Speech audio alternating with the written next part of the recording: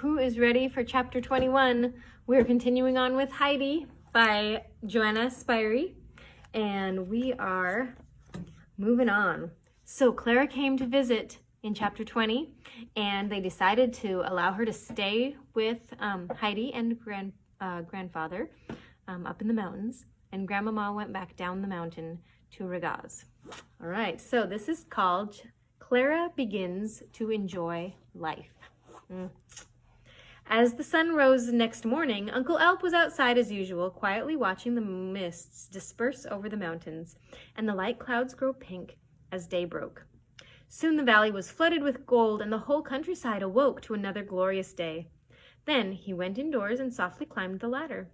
Clara had just opened her eyes and was gazing with astonishment at the sunbeams dancing on her bed, not remembering at first where she was. Then she saw Heidi beside her and heard Uncle Alp's friendly voice ask, "Well, have you had a good sleep? Do you feel rested this morning?" "Oh, yes," she replied. "I didn't wake up once during the night." Uncle nodded in a satisfied way and began to get her up in the same gentle, understanding way that he had arranged things for her overnight. Heidi woke up to find Clara already dressed and in his arms, ready to be carried down. She did not want to miss a single moment, so she leapt out of bed, threw on her clothes, and was down the ladder after them in a flash. The evening before, Uncle Alp had thought of a way of putting the wheelchair under cover. It was too wide to go through the door of the hut, but he removed 2 boards from the entrance to the shed and pushed it in there, and then propped the boards back afterwards so that they could be easily removed when necessary. Heidi came down just as he brought it out of the shed and with Clara in it and wheeled her into the sunshine. He left her in front of the hut and went off to see the goats, while Heidi came to say good morning.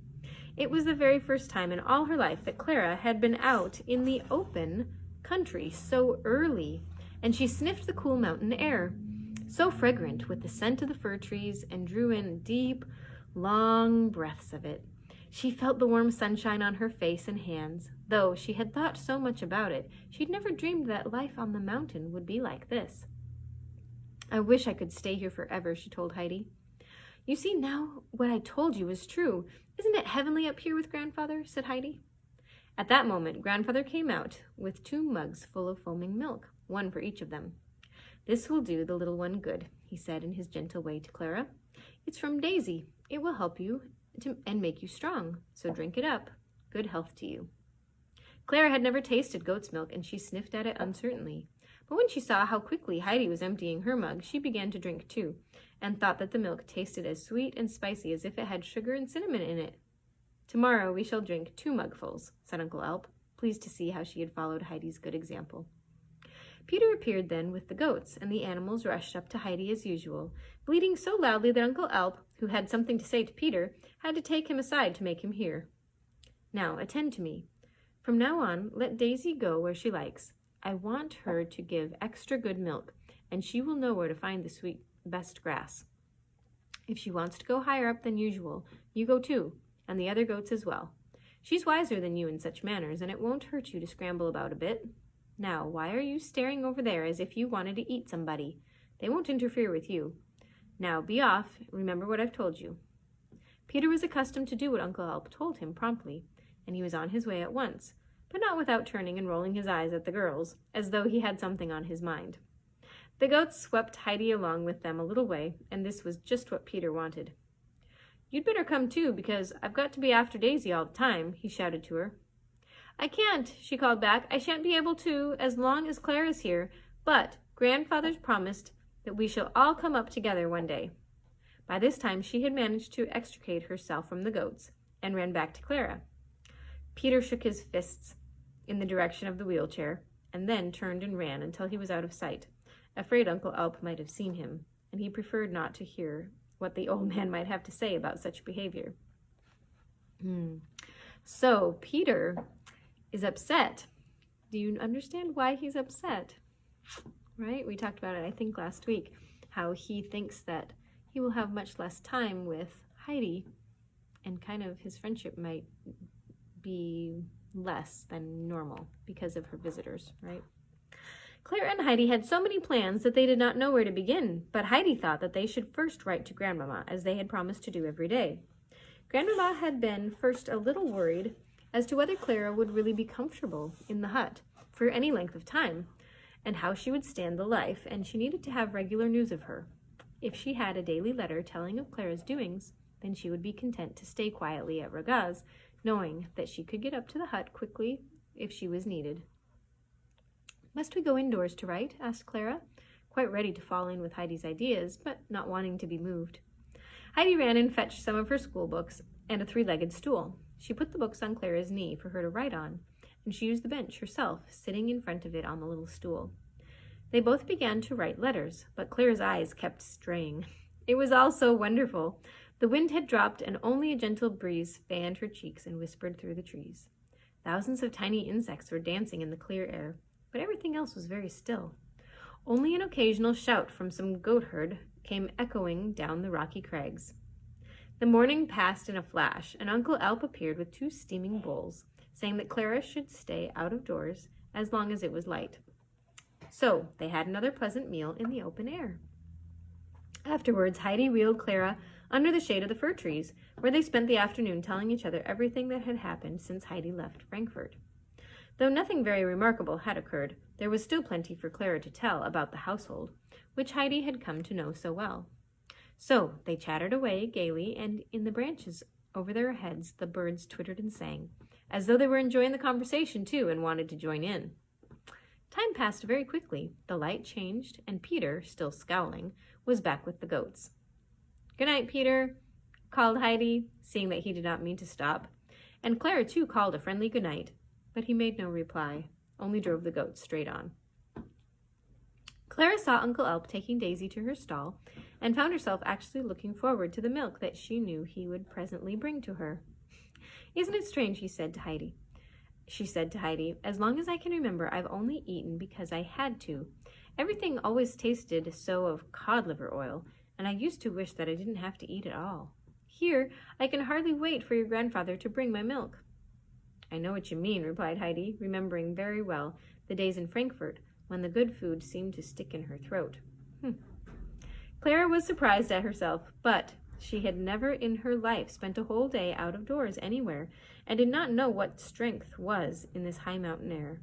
So when Uncle Alp brought over the milk, she took hers and drank it up before Heidi finished, and asked for more.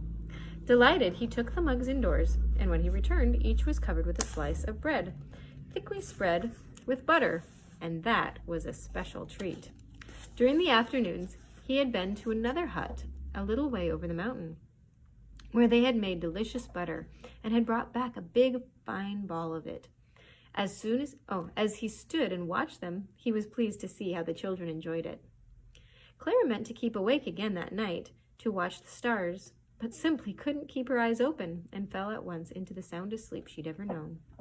The next day or two passed happily. Then came a great surprise for the children. 2 strong carriers arrived, each with a bed and bedding in a basket on his back. There was also a letter from Mrs. Seesman to say that the beds were for Clara and Heidi.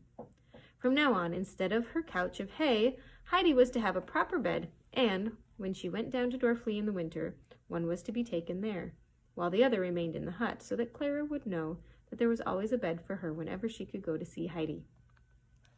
She thanked them for her daily letters, which she hoped would continue, so that she would know that all was going on as though she were there with them. Uncle Alp went up to the loft and threw the hay back where it belonged, and folded the rugs away. Then he helped the 2 men carry up the beds, and put them close together so that the children could still look out the window from their pillows. Clara's letter to her grandmother showed that she was enjoying life in the hut more and more every day.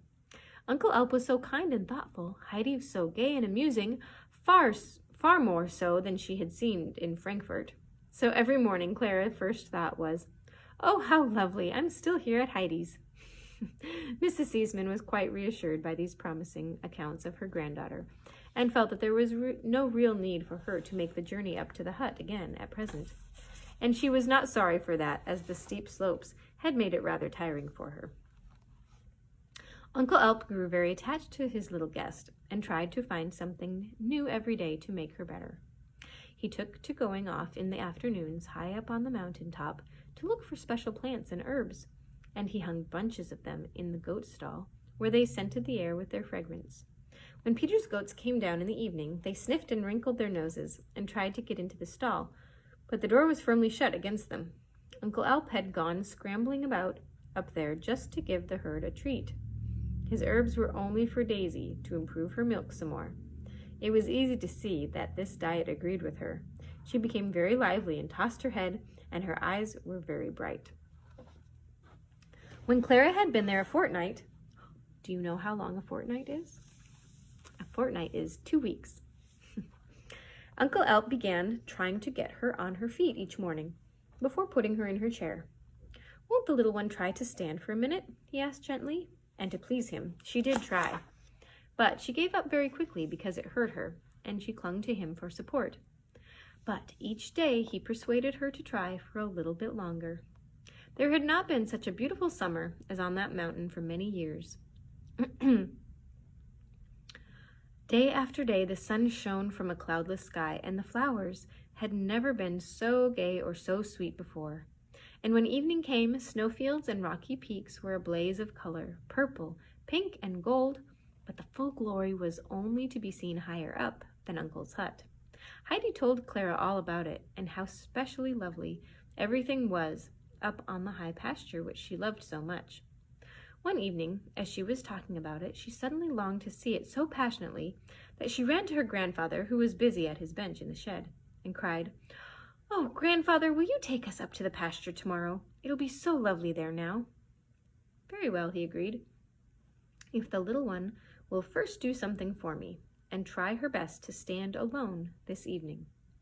Heidi ran back, delighted to tell Clara the news, and Clara promised to try hard for Uncle Alp, as she too was excited at the thought of such an expedition. Heidi was so thrilled that she called out as soon as she caught sight of Peter, "We're coming up with you tomorrow to spend the whole day on the pasture." In reply, Peter only growled like a bear who has been teased, and hit out with his stick at Finch, who was trotting peaceably beside him. But Finch avoided it by leaping right over Snowflake's back, and the stick fell on empty air. Clara and Heidi went to bed so full of plans for the next day that they agreed to stay awake all night talking about them. However, their heads had hardly touched the pillows when all their chatter ceased. Clara dreamed of a great stretch of turf covered with harebells, and Heidi of the hawk croaking away on the heights, as if he were calling, "Come, come, come." And that's the end of chapter 21. All right, we'll see you guys all tomorrow. Have a great rest of your evening. Bye.